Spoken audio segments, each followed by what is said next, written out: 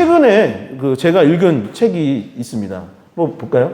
예, 지난주에 읽었던 책인데 이 책 제목은 무엇이냐면 Young Forever이라는 책입니다. 그리고 이 책의 부제목은 무엇이냐면 25세의 신체로 영원히 젊고 건강하게 라는 제목. 대단한, 이 가능할까요? 라는 책입니다. 이 책의 저자는 마크 하이먼이라는 분인데 저는 이 책 보면서 처음 알았는데 기능의학이라는 게 있대요. 이 기능의학계에 있어서 권위자 중에 한 분이 이 마크 하이먼이라는 분이고 이 책은 Young Forever, 영원히 젊게 사는 방법이 무엇인가에 관해서 이야기하고 있는 책입니다. 여러분, 이 책에서 말하는 건강하게 사는 법이 무엇일까요? 너무 궁금하지 않나요? 네. 저자는 이렇게 말을 합니다. 우선은 무엇이 필요하냐면 노화에 대한 인식이 바뀌는 것이 중요하다라고 이야기합니다. 우리는 노화된다라는 것이 너무나 당연한 순리라고 받아들이고 살아왔죠. 맞나요? 대부분 나이가 들면 몸이 예전보다 좋지 않은 것은 당연한 일이라고 생각을 하며 살아갑니다. 나이가 들었으니 노화는 너무나 자연스러운 일이라 받아들이는 것이죠. 나이가 들면 체력이 떨어지는 것이 당연해. 나이가 들면 몸이 약해지는 것이 당연해. 기억력이나 인지 능력이 감퇴되는 것은 자연스러운 일이라고 보통 받아들이며 살아가는 것이죠. 그런데 저자인 이 마크 하이먼은 그것이 잘못된 생각이라고 말을 합니다. 왜 그럴까요? 예를 들어서 어떤 분은 90세가 넘었는데 지금도 막 활동적인 삶을 살아가는 분들이 있나요, 없나요? 있습니다. 제가 몇 년 전에 다큐멘터리를 봤었는데 한국 분이에요. 근데 이 할머니가 93세인가 그랬는데 그분이 산악자전거를 타고 제주도를 한 바퀴 도는 내용이 그 다큐멘터리에 나와 있었습니다. 그러니까 사실은 이것이 자연스러운 것이고 모든 사람들이 거스를 수 없는 것이라면 그런 사람들이 있으면 안 되는데 그런 사람이 있는 것을 보았을 때 이것은 자연스러운 숙명이 아니라 질병과 같이 치료가 가능한 일이라고 이 저자는 보는 것이죠. 질병이란 무엇인가요? 개선할 수 있고 치료가 가능한 것을 질병이라 하는 것이죠. 근데 노화도 마찬가지라고 접근해야 한다라고 말하고 있는 것입니다. 충분히 예방이 가능하고 치료법도 현재 많이 나와 있으니 질병으로 받아들이고 그것을 치료하고 극복하고자 노력해야 한다라고 이 책은 이야기하고 있는 것이죠. 그렇다면 이 노화라는 질병을 어떻게 치료할 수 있을까요? 이 책이 460페이지가 넘어요. 그래서 오늘 이 시간에 다 설명드릴까요? 다 외우지도 못하고 설명할 수도 없는데 저는 이 책을 한마디로 요약을 했습니다. 제가 요약한 거예요. 이 책은 신앙서적이 아닙니다. 건강서적이에요. 근데 저는 뭐라고 이 내용을 요약했냐면 이렇게 요약했어요. 하나님께서 창조하신 원래의 모습으로 돌아가면 되겠다. 하나님께서 인간을 창조하셨을 때의 원리 원칙을 잘 지키면 건강하게 살 수 있는 거구나라고 저는 신앙적으로 이 책을 받아들이게 되었죠. 적게 자는 것이 근면성실이라고 말하는 사회 가운데 우리는 살아갑니다. 그러나 산업화가 있기 전에 원래 사람은 해가 지면 자고 해가 뜨면 일어나게 되어 있었대요. 그러니까 현재 우리는 보통 막 유튜브하고 뭐 불 켜놓고 생활을 하지만 전구가 개발되기 전까지만 해도 어두워지면 대부분의 사람들이 잤고 지금보다 더 많은 시간을 숙면하면서 잤던 것이 원래 사람들의 모습입니다. 녹말이나 설탕에 관한 이야기를 많이 하는데 당이 많은 음식을 먹은 지가 인류 역사상 최근의 일이라고 합니다. 방부제나 첨가물도 마찬가지죠. 그리고 인간은 원래 앉아서 생활하거나 누워서 생활하는 존재가 아니었죠. 앉아서 생활한 것은 불과 얼마 전부터 일인 것입니다. 움직이고 활동적인 삶을 살아가도록 하나님은 우리를 창조하셨죠. 책의 내용이 결국 무엇이냐? 육체도 건강하고 정신도 건강해지기 위해서는 원래의 모습, 본질적인 모습, 창조 시에 하나님께서 우리를 에덴 동산에서 만드셨을 때에 그 모습대로 살면 되겠구나라는 것을 저는 느끼고 깨닫게 되었습니다. 본질, 기본이 이만큼 중요합니다. 건강에 있어서도 무엇이 중요하느냐? 원래의 모습을 찾아가는 것이 너무나 중요한 것이죠. 신앙도 마찬가지 아니겠습니까? 신앙도 본질, 기본을 회복하는 것이 중요하고 건강도 어떠한 일도 기본적인 것, 기초부터 잘 다져야 우리는 건강하고 즐거운 삶을 살아갈 수 있는 것이죠. 오늘 말씀도 그런 맥락에서 접근해 보려고 하는데요. 우리는 지난 주일에 요한복음 5장을 통해서 이 베데스다 38년 된 병자에 관한 이야기를 나눴습니다. 이 내용을 통해서 우리가 무엇을 나눴느냐? 한번 같이 고백해 볼까요? 고난의 자리가 예수님을 만나는 자리이고 예수님을 만나는 자리가 회복과 축복의 자리입니다. 이것만 외우면 된다고 했었어요. 다시 한번 고백해 볼게요. 고난의 자리가 예수님을 만나는 자리이고 예수님을 만나는 자리가 회복과 축복의 자리입니다. 아멘. 여러분, 삶에 있어서 고난과 고통 이런 것들이 없기를 바랍니다. 항상 즐겁고 행복하고 건강하게 살기를 축원합니다. 그러나 우리가 믿는다고 하지만 우리의 삶 가운데 그런 고난과 어려움이 없으면 좋겠지만 삶이란 있기 마련인 것이죠. 우리는 육체적으로 약해지기도 하고 마음의 병이 생기기도 하고 경제적으로 어려움을 겪는 순간들이 있기 마련입니다. 그런데 요한복음 5장은 무엇을 얘기하느냐? 그 고난의 자리에 예수 그리스도께서 찾아와 주셨고 그 기도 제목 가운데 그 아픔 가운데 예수님을 만나는 통로가 됨으로 말미암아 그 고난의 자리가 예수님을 만나는 자리가 되었고 만나고 나니 결국 회복과 축복의 자리로 변화되었다라고. 천국 영생을 이룰 수 있게 된 가장 큰 축복이 어디에서 이루어졌느냐? 그 환자, 아픔을 갖고 있었던 그의 고난을 통해서 천국 영생에 이르기까지 할 수 있었다라고. 변화의 계기가 바로 그 가운데 있었다라고 말하고 있는 것입니다.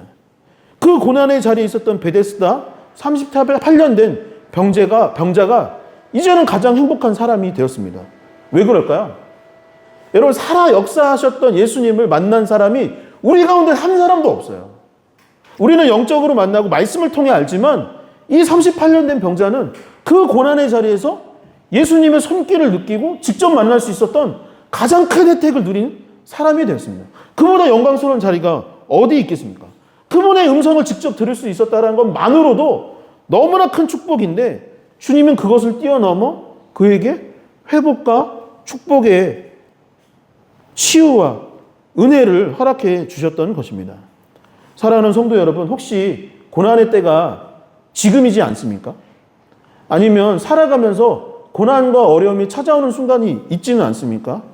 그럴 때 우리는 주님을 만나기 위해 더욱더 노력하고 주님, 이 고난을 통하여서 회복과 축복의 길이 열릴 수 있게 하여 달라고 기도할 수 있기를 소망합니다. 이 5장에서 베데스다 38년 된 병자에게 어떤 일이 있었는지를 지난주에 여기까지 나눴는데 오늘 말씀은 그동안의 말씀이 지난주에는 이 환자에 관한 병자에 관한 입장이었다면 오늘 말씀은 이 일로 인하여서 예수님에게는 어떠한 일이 있었는지를 기록하고 있습니다. 38년이나 아파했던 사람이 이제 나음을 얻었고 영영 고쳐지지 않을 것 같았던 이 질병이 치유되었는데 이 사건을 통하여서 예수님을 만났는데 그러니 어떻게 되었느냐? 이 사람은 치유받고 회복이 되었는데 그 일로 인하여서 예수님은 어떻게 되었느냐를 오늘 본문이 이야기하고 있는 거예요. 여러분, 치료가 되었으니 어떻게 반응해야 됩니까? 와, 이 사람 참 치료받고 복되다, 치유됐고 참 축복이다 라고 칭찬을 하거나 아니면 치료해 주신 예수님을 보면서 아, 당신은 진짜 선지자로서이다, 하나님의 아들이 맞습니다 라고 이렇게 반응해야 되는 거 아닐까요? 함께 기뻐하고 축하해야 될 일 아니겠습니까? 나음을 얻었으니. 그런데 말씀을 들여다보면은 지금 이제 뭔가 이상한 방향으로 흘러가기 시작하는데 요한복음 5장 9에서 10절을 한번 같이 보도록 하겠습니다. 제가 한번 읽어볼게요. 그 사람이 나와서 자리를 들고 걸어가니라. 병자를 말하는 거죠. 이 병자가 곧 나와서 자리를 들고 걸어가니라. 이날은 안식일이니 유대인들이 병 나은 사람에게 이르되 안식일인데 내가 자리를 들고 가는 것이 옳지 아니하니라. 이게 무슨 말일까요?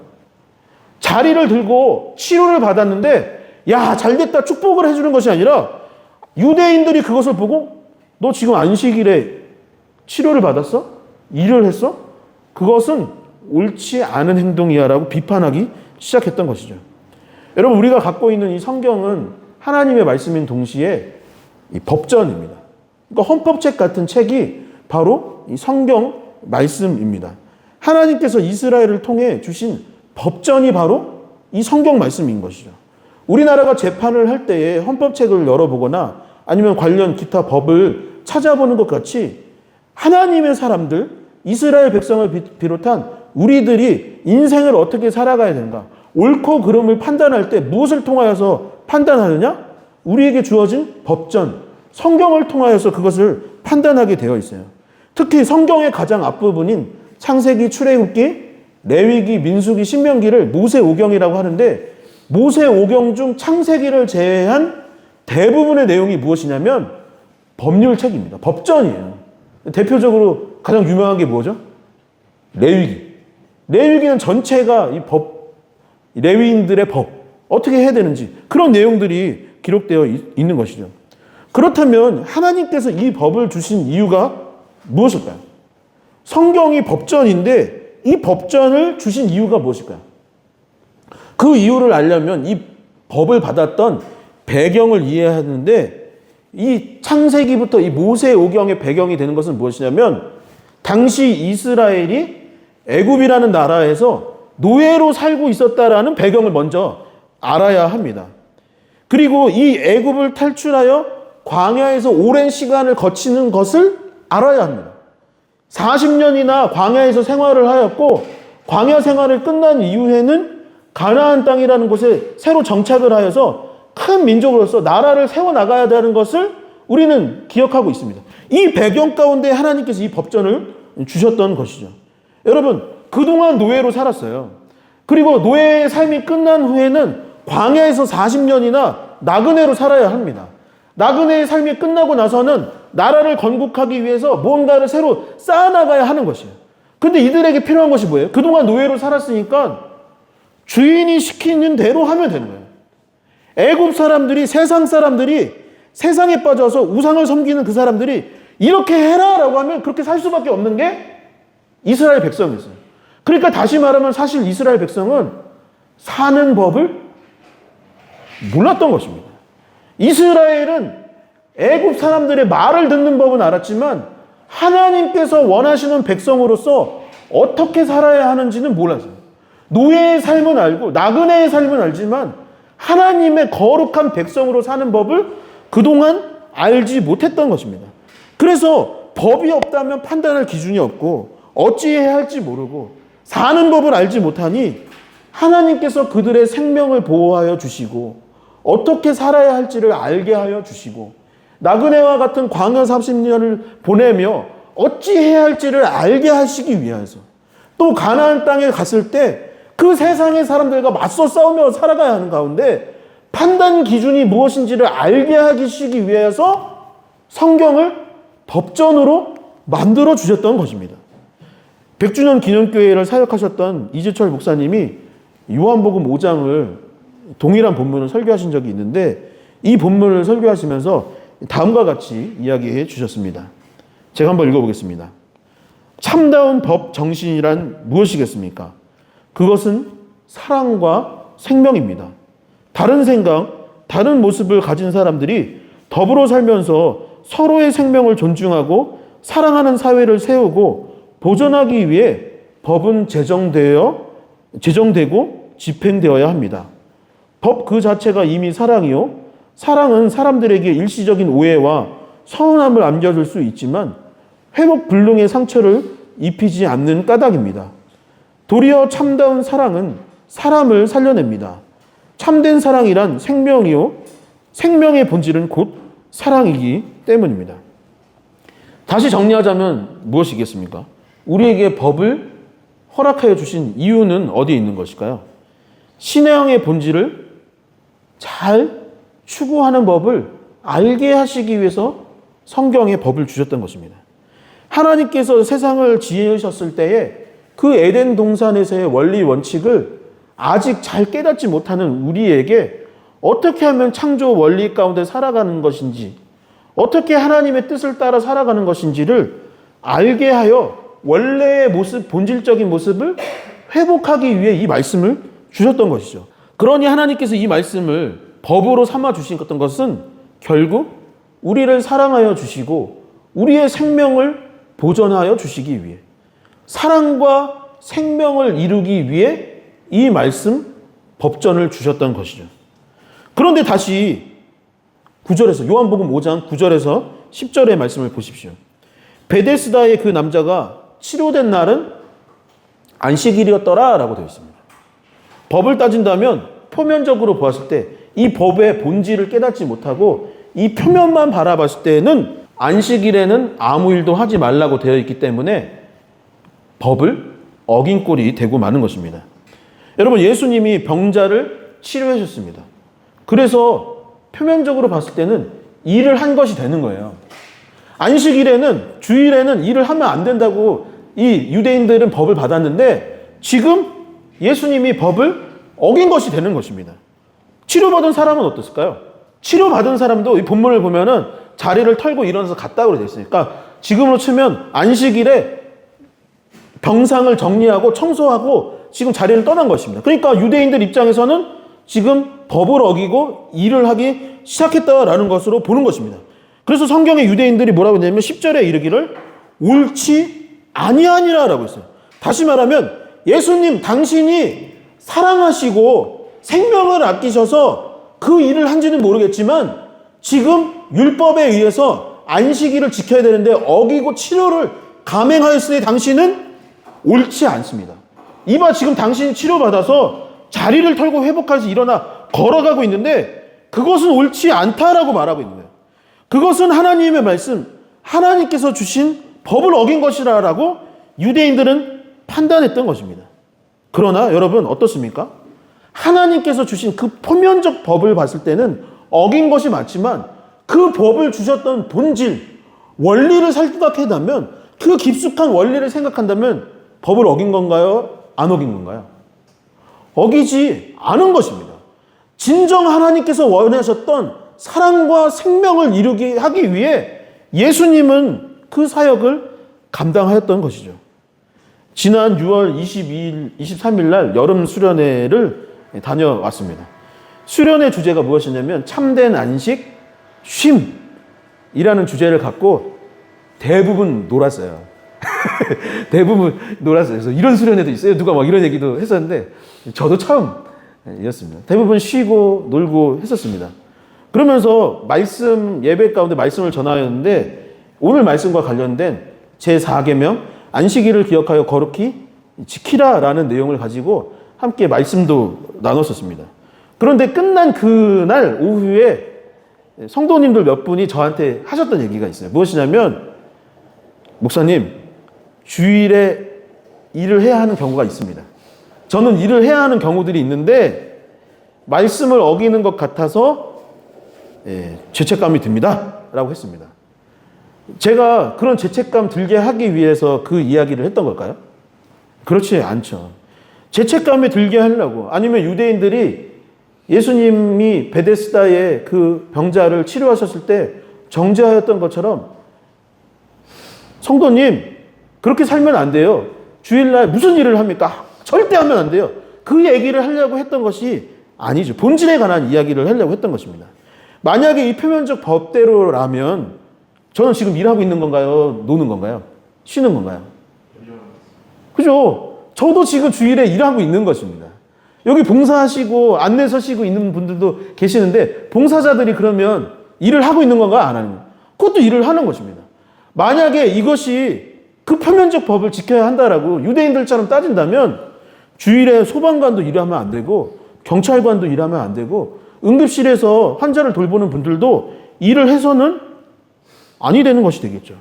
교회에서 봉사하는 것도 일이라 따지면 온전히 예배 드릴 수 없게 되는 것입니다. 무엇보다도 안식일의 본질, 법전의 본질을 어기게 되는 것이죠. 안식일은 우리가 하나님을 사랑하는 날, 예배하는 날이요. 애국에서 노예로 살았던 이스라엘 백성에게 하나님께서 평생 그렇게 노예로 살았던 그들에게 하나님은 그것을 원하지 않고 너희를 사랑하여서 너희에게 예배하고 쉼을 허락하여 주시는 분이라는 것을 알게 하시기 위해, 우리에게 주의를 허락하여 주시면 세상 가운데 너무나도 고단하고 힘든 삶을 살아가다가 이날만은 하나님께서 사랑을 베풀어 주시고 또한 서로 사랑을 실천하고 안아주라고 위로해 주라고 이날을 제정하여 주셨던 것이죠. 그런데 유대인들은 법이라는 미명 아래 예수님과 그 남자를 판단하고 정죄하기 위해서 말씀을 사용하기 시작했던 것입니다. 말씀을 통하여서 자신의 의를 드러내기 위해서 법전을 사용하기 시작했던 것입니다. 자신을 나타내고자 누구를 비판하여서 깔아뭉개기 위해서 신앙을 사용했던 것이죠. 달리 말해 무엇입니까? 유대인들 안에는 지금 무엇이 없다? 사랑과 생명이 없는 것입니다. 하나님을 믿는다 말하지만 정작 십자가를 들고 교회를 세워놨지만 정작 그 안에는 사랑도 없는 것이요 생명도 없었던 것입니다. 반면 예수님 아래는 사랑과 생명이 가득했습니다. 요한복음 5장 14절의 말씀을 한번 같이 읽어보도록 하겠습니다. 14절입니다. 그 후에 예수께서 성전에서 그 사람을 만나 이르시되 보라 내가 나았으니 더 심한 것이 생기지 않게 다시는 죄를 범하지 말라 하시니. 아멘. 유대인들이 예수님을 미워하기 시작했다는 것을 예수님이 모르셨을까요? 하나님이신 예수님은 이 일을 하게 될 경우 유대인들이 나를 미워하게 될 것이라는 것을 잘 알고 있었습니다. 안식일에 사람을 고친다면 분명히 이 일로 인하여서 나를 핍박하고 박해하게 될 것이라는 것을 예수님은 알고 있었어요. 그 상황에서 유대인들이 모여있는 성전으로 다시 향해 간다면 공격을 받을 수 있다는 것도 예수님은 알고 있었습니다. 그 공격을 받을 수 있음을 알 상태에서 무엇보다도 베데스다 38년 된 병자를 다시 만나게 되면은 분명히 그 주변에 유대인들이 모여 있을 것이고 내가 핍박을 받게 될 것이라는 것을 알았을까요? 몰랐을까요? 모든 것을 아시는 주님은 당연히 내가 공격받고 핍박되게 받게 될 것이라는 상황을 미리 다 알고 있었습니다. 그런데 예수님이 어떻게 행하셨냐면 그 미움을 받고 고난을 받고 핍박을 받고 박해를 받고 힘들게 될 것을 다 아는 상황에도 불구하고 지금 그 남자를 안식일에 치유해 주셨던 것이고 그럼에도 불구하고 다시 그 남자를 만나기 위해서 성전에 들어갔다라고 본문은 말하고 있습니다. 그리고 말씀하시기를 뭐라고 말하고 있냐면 그 남자에게 네가 나았으니 더 심한 것이 생기지 않게 다시는 죄를 범하지 말라라고 얘기했습니다. 제가 어릴 적에 부모님이 항상 부모님이 저희 교회 나오고 계셔서 항상 여기서 이제 어렵고 이제 유튜브에서 항상 편집을 하는데 오늘 편집하지 않겠습니다. 제가 어릴 적에 부모님한테 가장 많이 들었던 이야기 중 하나가 뭐냐면 뭐 하지 마. 뭐 하지 말라는 얘기를 참 많이 들었습니다. 기억나는 게 뭐냐면 덕우야 고기만 먹지 마. 야채 좀 먹어라. 덕우야 근데 나는 진짜 이해가 안 가는 게 햄 소세지 막 볶아놓고서는 덕우야 너무 소세지 먹지 마. 아니, 만들지 말아야지. 만들면 말죠. 덕우야 초콜릿 좀 먹지 마. 저희 어머니는 초콜릿을 한 박스씩 사셨어요. 한 박스를 사서 장롱에 이렇게 뭐죠? 다락에다가 넣어놓고서는 먹지 마라고 하는 거예요. 뭐 어머니 없을 때 몰래 먹는 거죠. 근데 주로 무슨 얘기를 하셨냐면 뭐 하지 마. 게임하지 마라. 성적 떨어진다. 싸우지 마라. 친구들이랑 사이 안 좋아진다. 저희 때는 지금이랑 많이 달랐죠. 뭐 담배 자판기도 있던 시절인데 담배 피지 말아라. 술 마시지 말아라. 조금 잘하고 나니까 과속하지 말아라. 신호 어기지 마라. 이런 얘기를 참 많이 하셨습니다. 왜 이리 잔소리 하시는가 싶었어요. 근데 얼마 전에 제 아들이 가끔 저랑 제 아내한테 하는 얘기가 있어요. 뭐냐면 아빠 잔소리쟁이. 이렇게 하는 거예요. 제 아들이. 저하니까 어제도 얘기했어요. 엄마는 잔소리쟁이야. 아빠 그거 알아? 저한테 뭐 그러는 거예요. 그 전날은 저한테 잔소리쟁이라고 했는데 어제는 또 엄마가 잔소리쟁이라고 저한테 일렀습니다. 왜 그런가 싶었는데 비슷한 것 같아요. 저희 부모님이 저한테 하셨던 것처럼 저도 나는 애 키우면서 잔소리 안 해야지 라고 했는데 저도 모르게 하고 있는 거예요. 그래서 저 무슨 얘기 하는가 가만히 살펴보면은 길에서 뛰지 마라. 사고 난다. 막 자꾸 뭐 올라가요. 너무 위험한 곳이니까 올라가지 마. 유튜브 그만 봐라. 눈 나빠진다. 사탕 먹지 마. 아빠처럼 뚱보된다. 뭐 그런 얘기를 하는 거예요. 왜 그런 말 할까요? 부모가 되고 보니까 걱정이 되는 거예요. 걱정이. 부모가 되고 보니까 아들이 싫어서 그런 게 아니라 아들을 사랑해서 그렇게 말하는 겁니다. 그의 생명을 아끼기 때문에 사탕을 먹지 말라고 한 거예요. 사탕 안 사다 놓고서 그랬으면 더 좋았을 텐데. 왜 초콜릿 먹지 말라고 하냐면 뚱보돼서 건강히 해할까봐 그 생명을 아끼기 때문에 그것을 하지 말라고 했던 것입니다. 왜 싸우지 말라고 했냐면은 그 아들을 사랑했기 때문에 하지 말라라고 했던 것입니다. 성부 하나님이 안식일에 다른 것 좀 하지 말라고 했던 이유는 그 뭐 한 것 때문에 정죄하기 위해서 안식일에 뭐 하지 말라고 했던 것이 아니라 너를 사랑하고 너의 생명을 존중하기 때문에 평생 노예로 살다가 이제 곧 자유인이 되었는데 좀 쉬어라. 세상 가운데 힘들게 한 주를 살아가다가 노동하다가 고통받고 있었는데 이 하루만이라도 쉬라고 안식일을 허락하여 주시고 아무 일도 하지 말라라고 했던 것입니다. 예수님께서 그에게 죄를 범하지 말라고 한 것은 유대인들처럼 정죄하기 위함이 아니라 그 사람을 사랑하고 생명을 아끼기 위해 평생 38년 동안 아파서 베데스다에 혼자 있었는데 그를 사랑하고 그의 생명을 아끼셨기 때문에 그렇게 말씀하셨던 것이죠. 이어지는 15절에서 16절의 말씀을 함께 읽어보도록 하겠습니다. 함께 읽겠습니다. 그 사람이 유대인들에게 가서 자기를 고친 이는 예수라 하니라. 그러므로 안식일에 이러한 일을 행하신다 하여 유대인들이 예수를 박해하게 된지라. 아멘. 베데스다 38년 된 병자를 고치신 것이 예수님께서 고난을 당하고 십자가에 못 박혀 죽으신 이유 중 하나임을 본문은 설명하고 있습니다.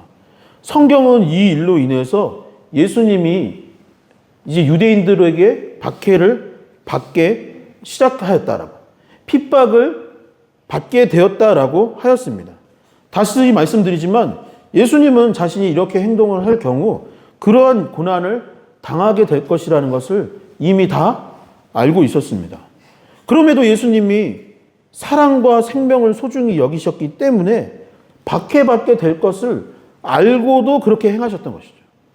성도 여러분, 이 마음이 단지 베데스다에 있는 이 병자에게만 국한된 이야기일까요? 그 사람에게만 허락된 이야기일까요? 그렇지 않습니다.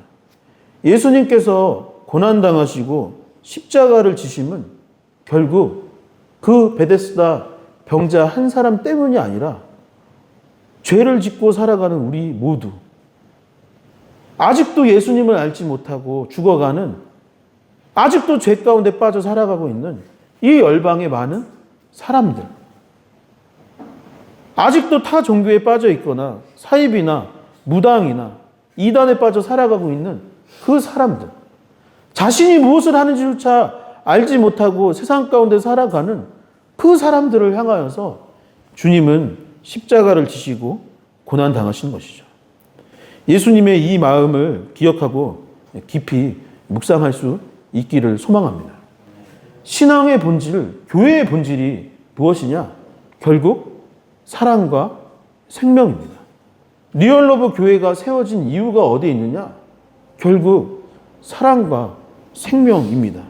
그분의 가르침을 본받고 그분의 사랑을 우리도 실천하고 전하기 위해 있다라는 것을 잊지 않으셨으면 좋겠습니다. 말씀을 정리하도록 하겠습니다. 신앙의 본질은 사랑과 생명입니다. 이 법전, 말씀의 본질은 무엇일까요? 야, 여기 이렇게 됐는데 너 그렇게 안 살았잖아. 정죄하기 위해 이 말씀이 있는 것입니까? 너 오늘 이거 몇 장 읽었어? 너 오늘 큐티 안 했지? 그거 비판하기 위해서 이 말씀이 있는 걸까요? 아니죠. 말씀의 본질도 사랑과 생명입니다. 성경에 기록된 이 법들 우리가 다 지킬 수도 없어요. 그런데 이 법을 주신 것도 본질은 사랑과 생명입니다. 그러니 안식일을 주심은 우리를 사랑하시기 때문이요. 주일 예배를 지켜야 하는 것은 결국 우리에게 생명을 허락해 주시기 위함입니다. 유대인들은 표면적인 것들을 보고 정죄하였지만 본질을 보시는 하나님은 우리를 너무나 사랑하시고 우리의 생명을 여전히 존중하여 주시고 계신 것이죠. 그런 유대인들을 향해 예수님이 왜 이렇게 행동하는지를 설명하셨습니다. 사람들이 핍박하기 시작을 하고 도대체 왜 그렇게 하느냐고. 안식일에 그렇게 하면 안 되고 병자도 치유하면 안 되고 어른 사람들 고치면 안 되고 도와주면 안 되고 너 살 길이나 궁리하지 뭘 그렇게 사느냐고 유대인들이 비판하기 시작했을 때 예수님이 왜 그렇게 행동했는지를 오늘 본문에서 이야기하셨습니다. 왜 고난받았는지를 이야기하고 계십니다. 19절의 말씀입니다. 19절의 말씀 마음에 새겨지도록 함께 큰 목소리로 한번 봉독해 보도록 하겠습니다. 함께 읽겠습니다. 그러므로 예수께서 그들에게 이르시되 내가 진실로 진실로 너희에게 이르노니 아들이 아버지께서 하신 일을 보지 않고는 아무것도 스스로 할 수 없나니 아버지께서 행하시는 그것을 아들도 그와 같이 행하느니라. 아멘. 예수께서 그렇게 행동하셨던 것은 성부 하나님께서 미리 이미 그렇게 하셨기 때문이라고 설명하고 있습니다. 맞습니다. 유대인들이 오해하고 한국교회가 오해하여 왜곡할 뿐 성경에 기록된 하나님은 사랑과 생명의 하나님이십니다. 백성들을 보호하여 주시고 문제를 해결하여 주시고 아픈 것을 치료하여 주시는 분이 바로 성부 하나님, 우리의 인생을 책임져 주시는 분이 성부 하나님이시고 그분 자체가 사랑이요 생명입니다. 그것을 본 성자 예수께서 뭐라고 하시냐면 내 아버지가 그렇게 사신 것을 내가 보았고 내가 알고 있기 때문에 아들 역시 그렇게 하는 것이 맞다라고 이야기했던 것이죠. 그러니 이제 우리는 무엇을 추구해야 하며 살아가야겠습니까? 아버지가 행하신 그것을 아들도 그와 같이 행하느니라 라고 하였는데 그렇다면 우리는 어떻게 살아야 될까요? 여러분 우리의 신분은 뭐죠? 아버지가 한 것을 아들이 그렇게 보고 나도 아버지 본받아서 살아가고 있는데 여러분들은 누구죠? 여러분들은 하나님 아버지와 남입니까? 우리는 세상에 속한 사람들입니까? 우리는 누구죠? 누구입니까? 여러분 누구예요? 예수 그리스도의 십자가로 말미암아 이제 우리도 하나님의 아들이 되었습니다. 우리도 예수 그리스도의 십자가로 말미암아 하나님의 딸이 된 것입니다. 우리는 누구냐? 하나님의 자녀가 바로 곧 그리스도인입니다. 그런 하나님의 자녀된 우리에게 예수께서는 이렇게 말씀하셨습니다. 이 말씀은 예수께서 직접 하신 말씀이니 주님의 말씀에 경청하십시오. 누가복음 10장 37절의 말씀입니다. 예수께서 이르시되 가서 너도 이와 같이 하라 하시니라. 아버지가 했기 때문에 아들도 그와 같이 행하느니라. 너희도 하나님의 자녀이냐? 그렇다면 너희도 예수께서 이르시되 가서 너도 이와 같이 하라 하시니라. 본질이 이것입니다. 본질은 사랑과 생명이요. 그 사랑과 생명을 전하고 실천하는 것이 곧 그리스도인들이 해야 할 일인 줄 믿습니다. 오늘 예배를 마치고 세상 가운데 나아가 나도 주님이 그러셨던 것 같이 사랑과 생명을 보존하고 이루기 위해 이 한 주를 살아낼 수 있는 저와 여러분들 리얼러브 교회의 성도님들 되시기를 주님의 이름으로 간절히 축원합니다.